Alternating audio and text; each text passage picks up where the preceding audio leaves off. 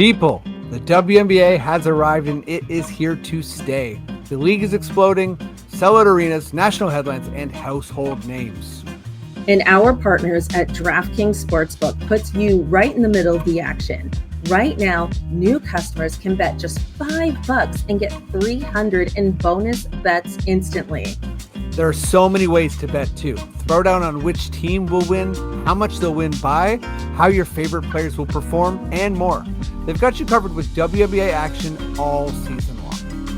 Download the DraftKings Sportsbook app now and use code THEPICKUP. That's code THEPICKUP for new customers to get $300 in bonus bets instantly when you bet just $5. In partnership with DraftKings, the crown is yours. Gambling problem? Call 1-800-GAMBLER. In New York, call 877-8-HOPE-NY or text HOPE-NY 467-369. In Connecticut, help is available for problem gambling. Call 888-789-7777 or visit ccpg.org. Please play responsibly on behalf of Boot Hill Casino and Resort, Kansas. Fees may apply in Illinois. 21 plus age and eligibility varies by jurisdiction. Void in Ontario. Bonus bets expire 7 days after issuance. For additional terms and responsible gambling resources, see dkng.co/audio.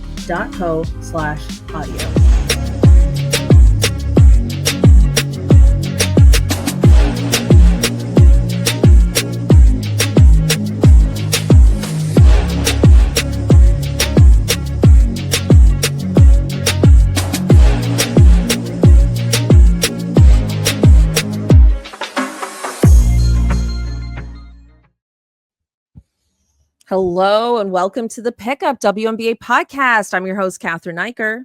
And I'm your other host, Freddie Rivas. Tell me what's up, baby. And this is episode 141. 141. And you can do it once, you can do it 40 times, you can do it 41 times, you can do it 141 times, preferably. And that's go to our social media accounts at the Pickup WNBA podcast, YouTube, Instagram. Special shout out to anyone that has filled out our ACAST and Sonar Network survey, and anyone who's going to fill it out. As you can tell, we have ads now. We're starting to get ads, and if you want those ads more tailored to you, this is a good way to help us out and essentially figure out our audience in a way that annoys them less, or doesn't annoy them at all, or preferably complements their interests. There you go. Shout out. There you go. Sweet. So, it's September, which means, playoff time is upon us. Mm-hmm. And we have some really incredible matchups coming up. We've had a couple this week that were already pretty juicy and substantial for the playoff standings. But this week, Freddie, we've got Aces and Lynx. And this game's going to premiere, this game's going to be on Thursday. This episode premieres Thursday during the day. So if you're a little late, sorry, everybody, you're already going to know who won this game. But I think this game, aside from having playoff implications for the Aces, trying to secure that second spot, I think it's also going to have MVP implications, Freddie. It certainly is. And I think we touched on it last week. A couple of things felt hot takey for me and for us in general. Okay. But the Aces have really sort of taken the narrative of this season back. It's kind of theirs right now until they lose a game. And so when we were talking about MVP, right, we were talking about the scoring title, right, and Becky sort of stumping for Asia. The scoring title now, I was just looking at it. I think Asia was about like 0.5 points back on average from Naphessa, and now she's 0.1. So heading into this matchup, where we are heading into this matchup, Naphessa Collier is averaging 23.5 points a game. And heading into this matchup, A'ja Wilson is averaging 23.4 points per game. So both of these teams have 4 games left. This is just an absolutely gigantic matchup for those two in particular. Like that Wow.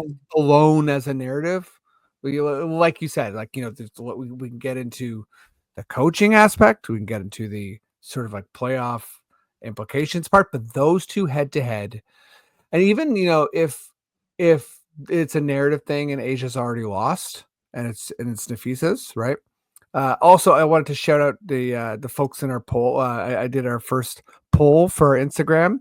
Yes.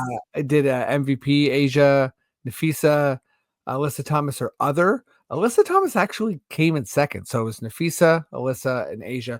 So, Oh, based on our poll, I right? love our listeners, though. You know what I mean? Our listeners know what's up.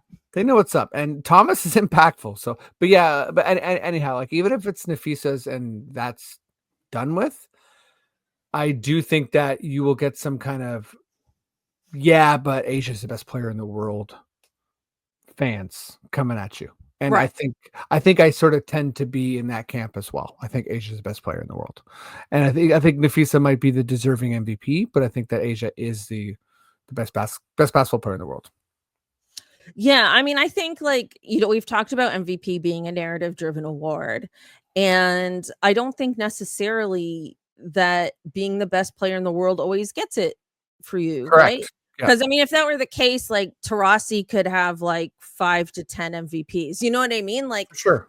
so I mean, we'll see. There's a lot of circumstance, and it's not just MVP. It's every award in sports. There has to be a story behind the award that fans can latch Well, onto. I think for A'ja to really eclipse the narrative and get this MVP, this game on Thursday would have to be an A'ja Wilson all-time beatdown. You know what I mean? Because Mhm. let's be real, like Nafissa's had this narrative for a long time. She did miss a few weeks. The Aces have come on really strong post All-Star break. We've talked about it. It's a historic winning streak. That continues. We'll see if it continues after Thursday, but it continues as of this recording. Um, I just feel like for it to be taken from Naphessa this year, because she's the best player on the best team. She's arguably, I think you could argue her being the best player. I'm not saying she is. I tend to agree that A'ja's probably the best player in the league, but I don't know. I think there's a lot just riding in Nafissa's favor. But Mhm. if A'ja has just an all-timer of a game against the Lynx and wins, obviously, and wins, then ooh, now we're in a whole new level of the conversation, I think. Mhm. But I just have this feeling as of right now, it is still Nafissa's, but it's getting increasingly more interesting. And you know what? Alyssa Thomas is making things interesting too. Like, I mean, it's a regular season award. I don't think it's going to go to Alyssa Thomas, even though she's had once again record breaking triple doubles and has really impacted winning for the Mercury. I think they're very much up for a Coach of the Year award this year with Nate Tibbetts. Like, I don't know. I think this game is going to really, really impact the MVP race. Yeah, I think that's a great point. And I got the list of these matchups from Yahoo Sports article of shouting at the authors. Cole Huff from Yahoo Sports, and Cole highlighted something we mentioned last week, but there's actually another part of it that's fascinating to me. So in a week span, the this is the week span. This was in it was before the All-Star break. The Lynx beat the Aces. The Lynx beat the Aces by 31 points. And then Oh, that's right. It's the revenge game. I keep Then- forgetting this happened. 8 days later, the Lynx beat the Aces again, but this time by 51 points. So when they beat them by 31 points, it initiated a starting lineup change. And then, 53 points was the second one. And when they beat them by 53 points, it was obviously a major low moment for the Aces, who have not lost since. So basically, the Aces were decimated by the Lynx specifically. So it just really there's having momentum on your side, and then there's having like Becky Hammond and Asia Wilson and the Aces like wrecking ball momentum on your side. Like they, dare I say they're looking a little bit like the Aces we saw 2 years ago. They're like, it's not that level of dominance. It's not like, pray tell. Well, yeah, pray tell. It's not like you have Candace Parker and it's unfair now. Aces energy, but it is sort of like, oh, wait a second, it's not far fetched that you win it all, like at all. And 2 weeks ago, it was sort of like how many times have we said this on this podcast that it's gonna be Lynx Liberty, and now it's sort of like, hold on, not only are those two don't feel like they're guaranteed. I actually feel like it could be 5 teams in the finals. Like legitimately there, I feel like the who is a contender and who can make the finals really has changed. Like in my mind, it's like the Dream easily could be in the finals. The Mercury easily could be in the finals. Aces as well. So yeah, I think there's, for me, and that's wild that we've had that type of movement in the past while. Like the Liberty, I would even, it's like they've just struggled with health so much, and there's like 4 games left in the season, so they're not going to have it's looking like they're not going to have home court in the second round. They've fallen to the second half of the bracket, and they haven't been able to catch up. They've been in that second half for a while now, and Sabrina's injury in particular, just really unfortunate timing there.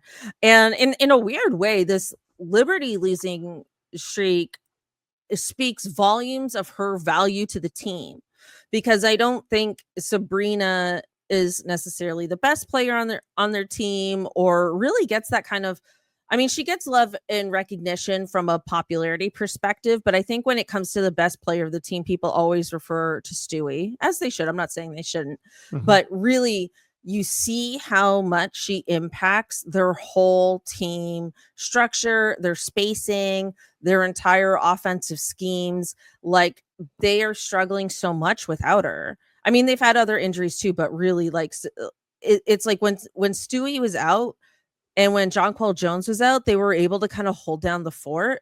And now Sabrina's out, and they just seem a bit lost offensively.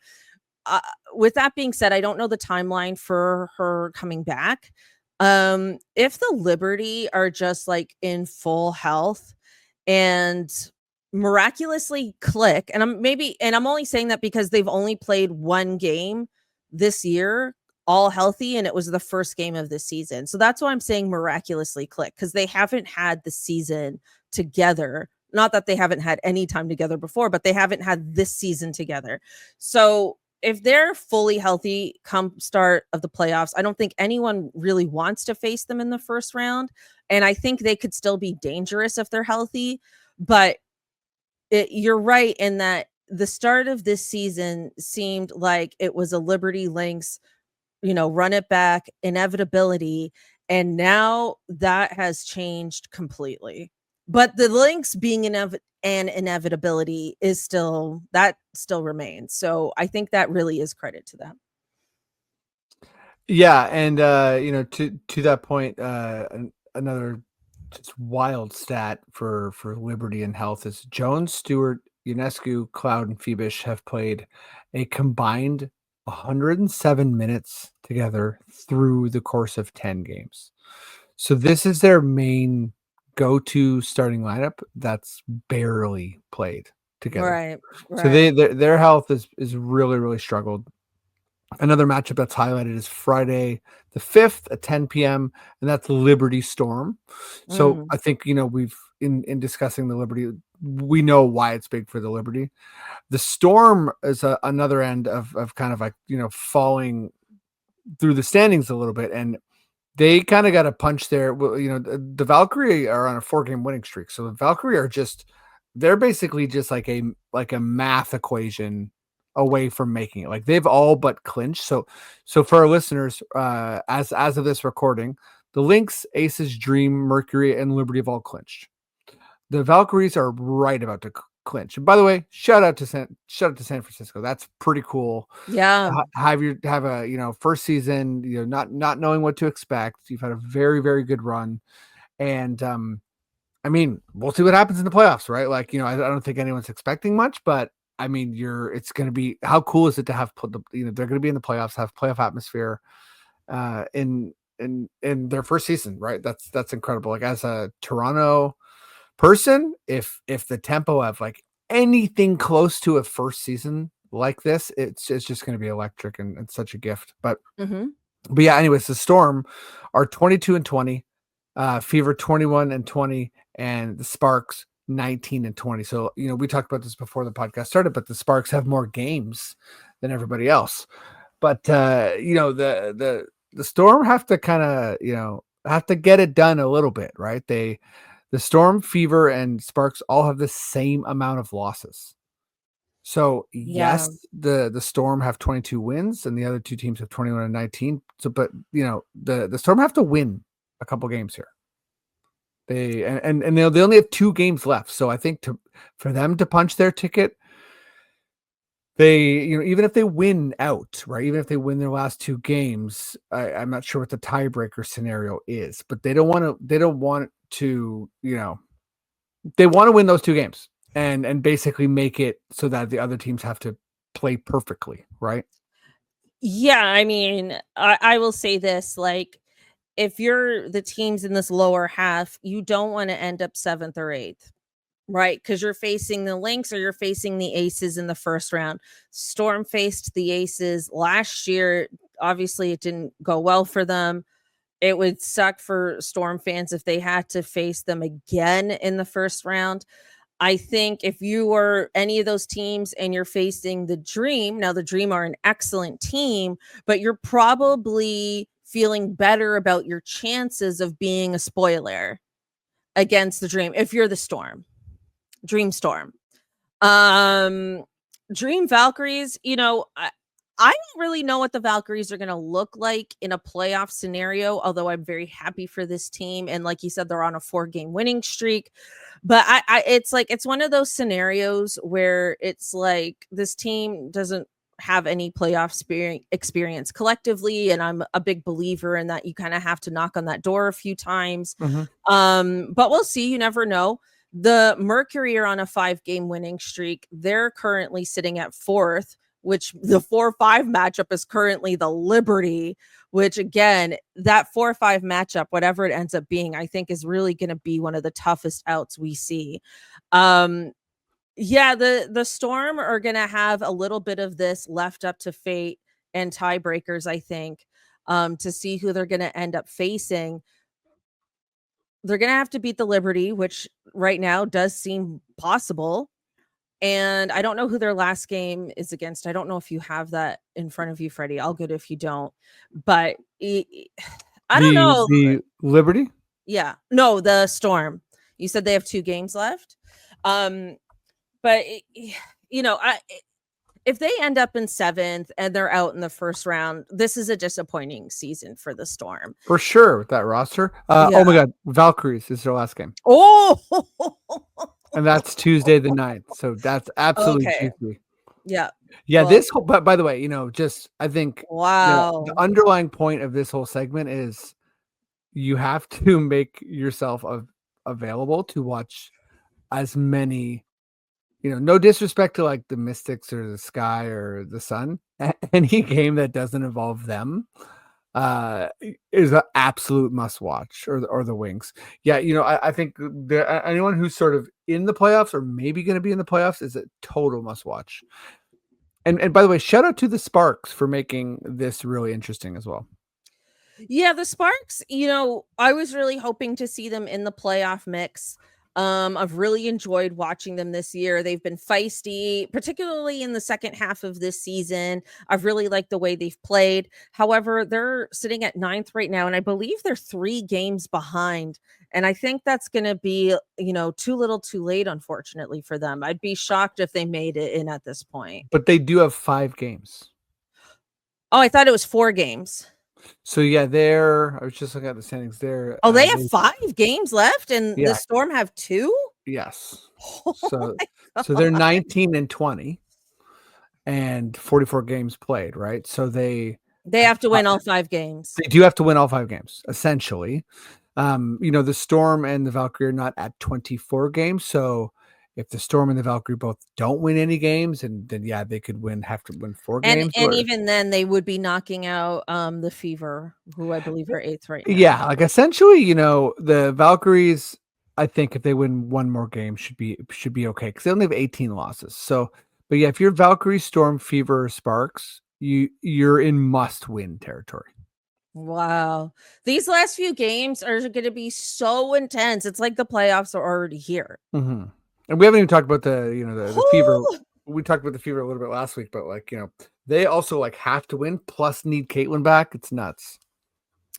Yeah, and also they're just so banged up that it's like they're fighting to be respectfully swept against the Lynx right now. Yeah, I feel like they're almost better off, assuming Caitlyn isn't available to come back. They're kind of season. Yeah. I'm gonna call what it is. A little bit of a nightmare because riding off of Caitlyn's rookie year, could you be more excited? Lexi Hall's 2 black eyes, kind of. Yeah. And they did so good in free agency. I thought, I mean, I said that they were an outside contender, and I thought Caitlyn could be MVP. So, I mean, I was clearly very, very wrong. But I think that they were just. But you can't blame yourself for being wrong when it comes to injuries. Yeah, and tons of injuries too. Yeah, so I don't know. I mean, Indiana Fever fans, let us know what you think. Do you want to see your team fight to be in the playoffs for the sake of being there?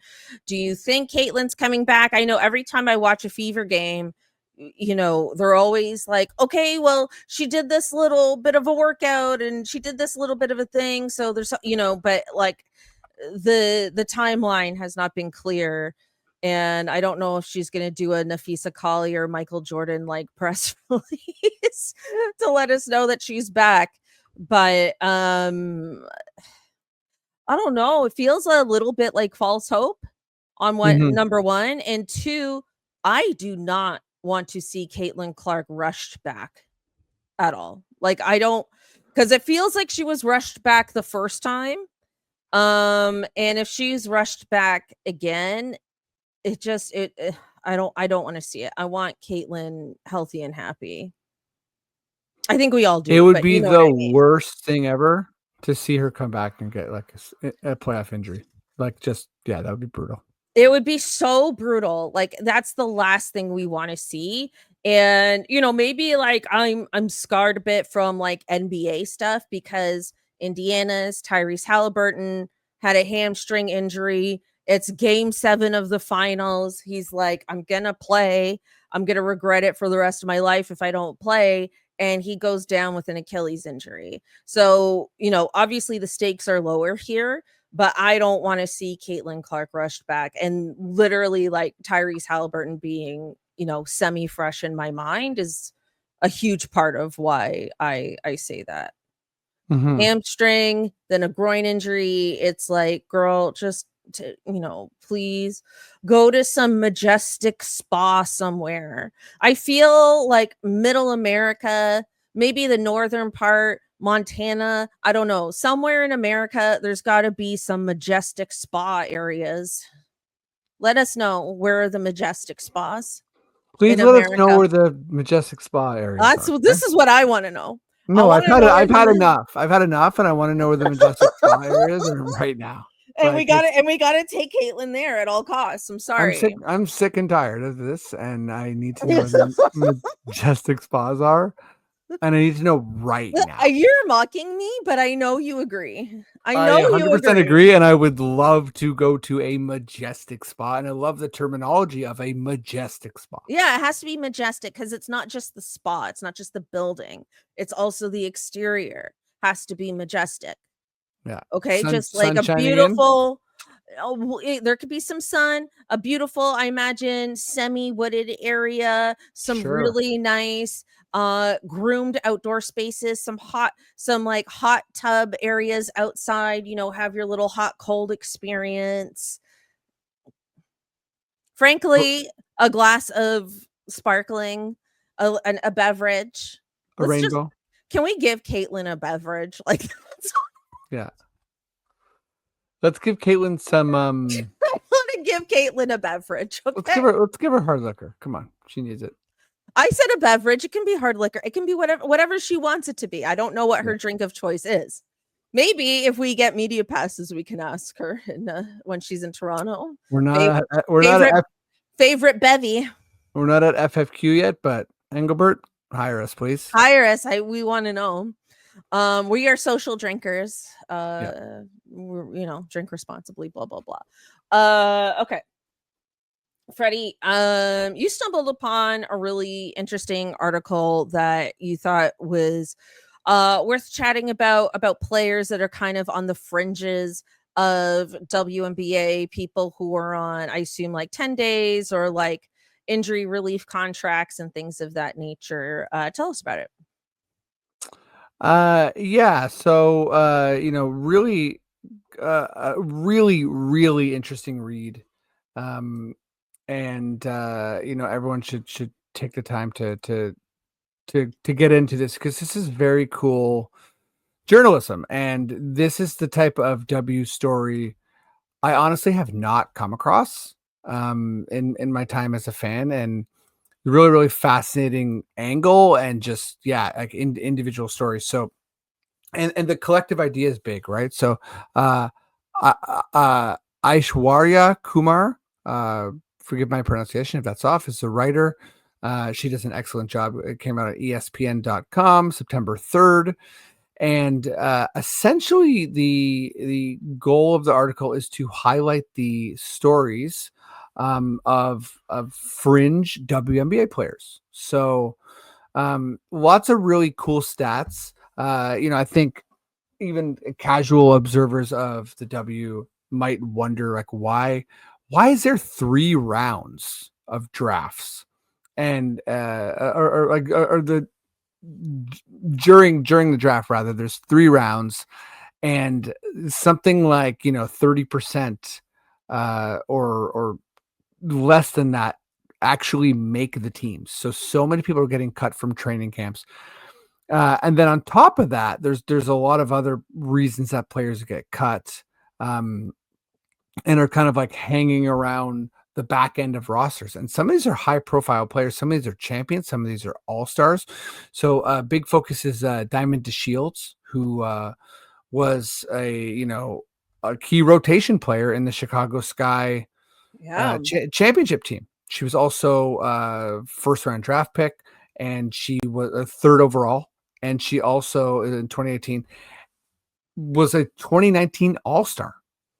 Had a tumor and a 9-hour surgery, had an ankle injury, and essentially bounced around the W and kind of like had to stay ready.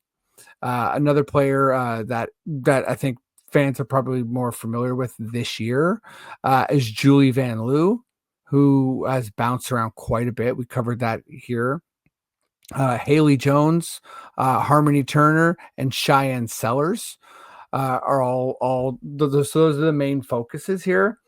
But a couple of things came up to me which really blew my mind. So one was with Diamond DeShields. So when she was cut this year, I didn't realize this, but in the CBA, they owe you, teams that cut you owe you a commercial flight back to your place, like back to You're wherever home. home for you. And they offered her to ship 3 to 5 boxes of her belongings. And she had so many more boxes than that. So she really had to entertain this idea of renting a truck to drive her life essentially cross country. So that alone is something that really, really blew my mind. And it brought up this big idea. And I don't want to just go on here forever because this is something I wanted to ask you about, Cathryn. But it brought up this big idea of a developmental league and the need for it in the W, particularly with like the precariousness of players like this. So before I kind of go on with other things, what's your thoughts on a developmental league in the W? Wow. I mean, really great insights there. And I didn't realize that's what was happening with Diamond to Shields, because you're right. I do remember her from that Chicago finals and all of that. But I think first of all, obviously I would love to see a development league in the W, no question. I think because we have so many new teams coming up, there could be opportunities for a lot of these players. We've got 2 new teams debuting next year and then more teams after that. Until 2030, we've got new teams we're adding. So I think even in this new CBA that they're going to be negotiating, the want for more roster spots hopefully happens. I mean, we're fans. We want to see these teams again healthy and happy. We want to see them have roster spots. But I wonder if they're going to potentially lose that part of the battle because they do have so many new teams joining the league. So I don't know if it makes sense to do a development league before these teams are established.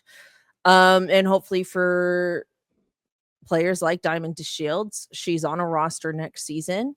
Maybe it's Toronto, who knows? But yeah, I feel like realistically, this is going to be something we see in the 2030s.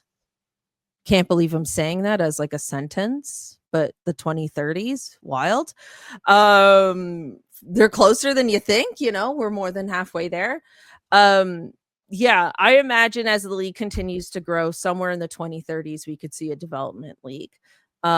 Which will probably be too little too late for someone like Diamond to Shields, but hopefully next year between Toronto and Portland, we see her on a roster. That would be really great. Yeah, I think you really touched on something Engelbert has said, and when we had LaChina Robinson on the podcast a year and a half ago, we really brought forward to her like chartered flights, such a big deal at the time. Thankfully, something in the past, right? And LaChina, sorry, countered with the roster sizes. Like that's bigger. Like that is more important to the health of the league. And Engelbert's sort of main talking point is that like if we expand, that means more opportunity, and that's true, right? Like it's 100. It used to be 148, or 144, sorry, and now it's 156. And whatever the math is, but with the 2 new teams next year, that's another 24 spots. So that is big, and I agree with you. Like the team's going to keep coming, but I think on top of that, I think you also need more roster spots. Like even if it was like 13 versus 12, like that's going to mean like especially with the expansion of the league. That's going to be, what are we now? There's 13 teams currently, so it's going to be 15. That's like 15 more roster spots. Like that's really, really big. And another thing that just sort of like a cool human story that I didn't even know was first of all, I didn't know the story. And then you don't get this sort of information because she's not a big time player, but Van Loo got cut from the Valkyries, right? And then she heard from her agent that the Sparks were interested. So instead of waiting to see if they picked her up, she knew that the Liberty was playing the Sparks in New York. So she flew like on her own dime to Barclays, was there 4 hours early in case the Sparks picked her up, and they picked her up hours before the game. She played 2 minutes that game. Wow. How incredible is that? So like good for her. right? Like, and but then this, then Turner goes overseas, and another player highlighted, Cheyenne Sellers, also I believe went overseas. Sorry if I'm wrong about that, but yeah, I think someone went to Turkey and someone went to Greece, I believe, but this made me think, and obviously it's not fun to think about, but there must be people like them in this scenario who they either quit basketball, or they don't go overseas, or they sort of don't have a route back to the W. And it's really an elite league, and it's really an intense thought to have so little spots available for players. And Mhm. anyhow, really, really great article. I think those are some of my bigger takeaways, but just the level of competitiveness, and again, like the salaries too on the lower ends, it's really not much. It's really not much. So like, they're not in a scenario where if you're drafted into the NBA, you're kind of like a overnight millionaire, right? They're in a scenario where it's like you're making like a very, very modest salary. So the level of precariousness is pretty intense. Mhm. Yeah, it's hard being an athlete. I mean, it's glamorous at times, but it's hard. I think that's kind of people don't always see that side of it. And I'm sure the roster spots is going to become a bigger and bigger conversation as those negotiations start for sure. Freddie, I think we should move on to our badass player of the week. Well, let's do it. I'll go first. I am going with Kalia Copper this week. Shout out to Kalia Copper. The Mercury are on a 5-game winning streak. They're on the right side of this right now. She is averaging over the last 4 games, 20 points, field goal percentage of 50%. She's getting 2.5 rebounds, 1 assist, but the shooting percentage is at 50%, and 38 and a half from 3 is huge. And she's a big, big part of this winning streak as well. I was scared for her a couple weeks ago. She went down pretty hard, but she's clearly bounced back. And I'm really looking forward to seeing this Mercury team in the playoffs. Like, they are going to be a very, very tough out, and they might even have home court. So Mhm. shout out to Kalia Copper. Big, big stuff here. Yeah, huge, huge week for Copper. I wanted to give some love to Veronica Burton from the Golden State Valkyries. I love my win streak teams. There's a lot to choose from because Phoenix is on a nice little winning streak. So is Golden State, obviously the Aces. But Veronica is leading the league in assists through the last 4 games. So she has 10 assists, 6.5 rebounds, a steal, 2 blocks a game, and very modest 13.5 points, 35% from the field, and not really a great 3-point shooting percentage, but she is diming it out. So anytime like here's the company she's in for the last 4 games. Burton's ahead of Thomas, Ionescu, and Williams. But by the way, Ionescu is just that's just the 1 game back. But yeah, anytime you're sort of in the company of those players, Jackie Young as well, you're really, really doing an incredible job. So shout out to Veronica Burton, winning, and yeah, 10 assists a game is absolutely massive, and a plus 16.3. So just when she's on the court, she is absolutely tearing it up. Only players ahead of her are Ileana Rupert for Golden State Valkyries, and Jordan Canada of the Atlanta Dream, who's again only played 1 game in the last 4 games. But yeah, if your team is dominating with you on the court like that, you're doing a lot of good things. Amazing stuff. Freddie, fun question. Let's go. Okay, here's my fun question. So we have some, I think, very positive playoff format changes. Essentially, partially because of Caitlin Clark, they want to make sure every team gets at least a home game. So the first round is 1-1-1, right? So that means, imagining that we get that Mercury Liberty matchup 4-5. The Liberty fans are going to get a game. The Mercury fans are going to get a game. Currently, Mercury has home court, so they would get that third game.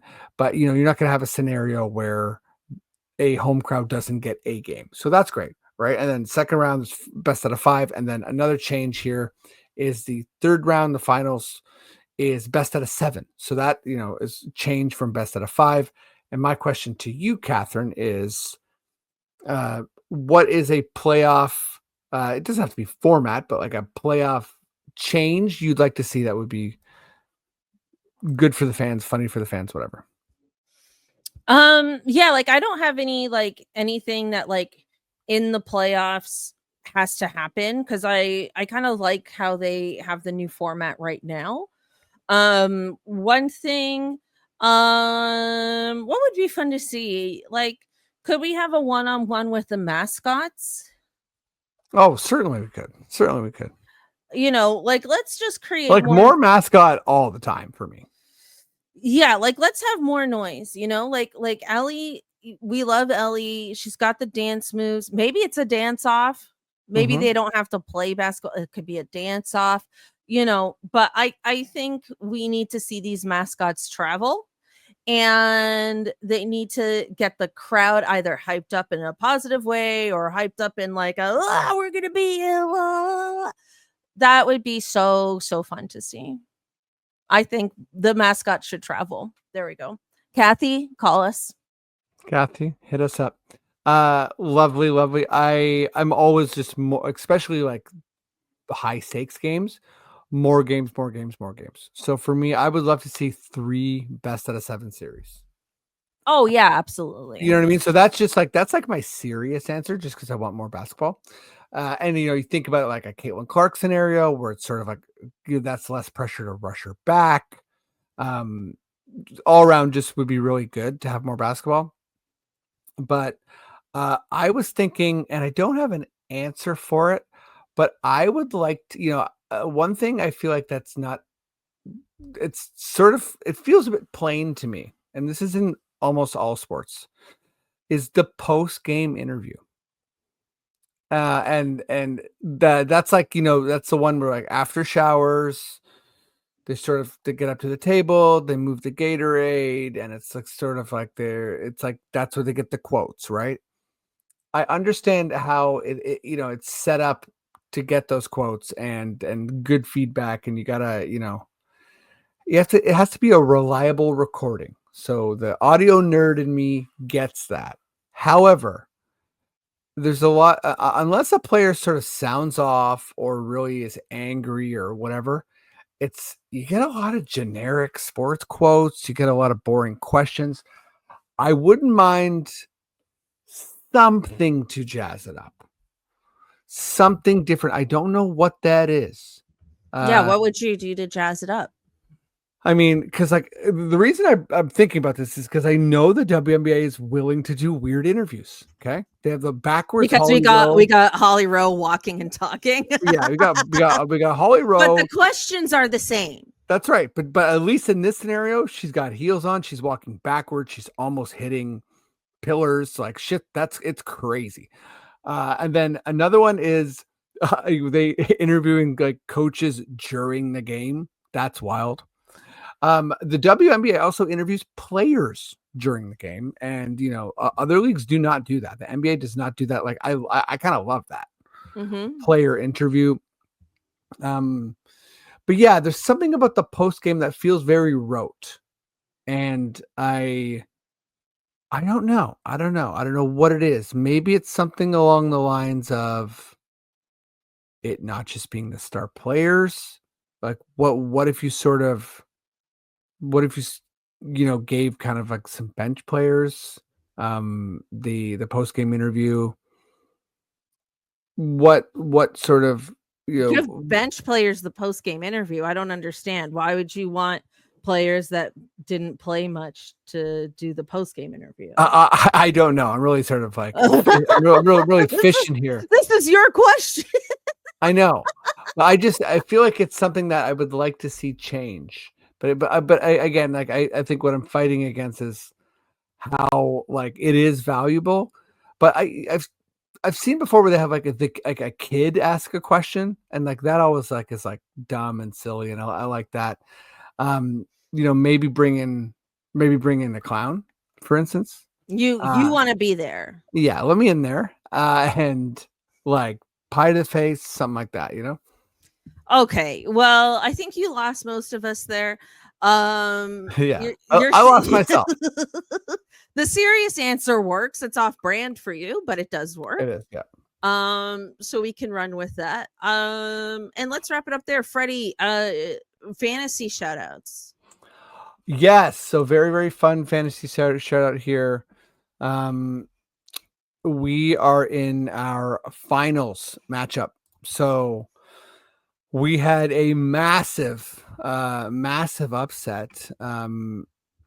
Sorry, I just had it here. 1 second. We had a massive upset with our number 1 seed here. Here we go. So our number 1 seed, Elevate Your Game, just dominating all year long, loses to KDB Ballin, who was the 7th seed. So we got a Cinderella. Yeah, we got a Cinderella run going on. I clicked on the game to see like, okay, what's the story there? Like, who did what? And KDB Ballin had just a monster week from Alyssa Thomas, Ariel Atkins, Natasha Mack, and just really, really well-rounded play and beat Elevate Your Game. So just really, really huge win there. And then the 6-4 matchup, Cantankerous Cats won, and it was fairly tight as well. Cantankerous Cats, the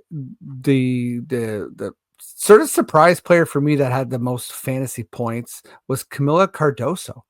So this is the difference between fantasy and real life. Like if you're playing fantasy, I think you notice these sort of things because I'll be honest, I have not been watching Sky games and I have not been thinking about Camila Cardoso, but like if you're a Sky fan, this is kind of cool. You're like, wow, like, that's something you can carry forward to next year. The fact that Cardoso was like absolutely killing it. Yeah. So shout out to those 2 teams. So the finals right now is also very tight. It's Cantankerous Cats is so the way the fantasy points, the way it works in the W for fantasy is sort of, it's like a combo of points, like however many points you get plus rebounds, and they sort of do this weird math equation to give player scores. But Cantankerous Cats has 174 and KDB Ballin has 162. So this is very, very tight. And this is the finals. This is the finals. And playing for third is Lauren's lucrative team and Elevate Your Game. That's also very tight. And yeah, really, really exciting stuff. So whoever wins that will be getting a WNBA basketball from us. So we will get a hold of ADB Ballin or Cantankerous Cats. And thank you so much for playing. We will announce the winner next year. Next week. Next year. we will announce the winner a year later. You will know because you'll look online, but we're only going to announce it next year. That's right. You have to wait many months. Let's wrap it up there. Thank you everyone so much for listening and tuning in. Please remember to like, subscribe, all that good stuff. Leave a comment. Let us know what you agree or disagree with. Leave a positive review. Always appreciate it. Thanks again, and we'll catch you next time. Bye. Peace.